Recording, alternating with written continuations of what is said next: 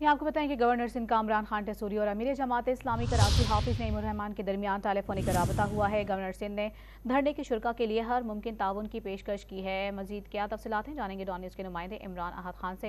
इमरान बताएगा क्या गुफ्तगू हुई है इनके दरमियान। जी इमरान,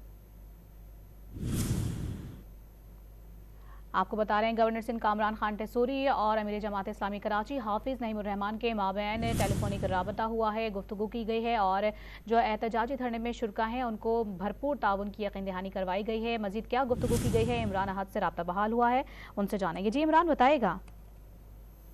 देखिए, बिल्कुल गवर्नर सिंध का इमरान खान टेसूरी ने अमीर जमात इस्लामी कराची हाफिज नईमुर रहमान को अब से कुछ देर कबल जो है वो फोन किया है। धरने में शुरकर के लिए हर मुमकिन ताउन की पेशकश की है, जबकि धरने के जो शुरका है उनके लिए किसी भी चीज की अगर जरूरत है तो उनका ये कहना है कि फौरी तौर पे मुझसे राब्ता किया जाए।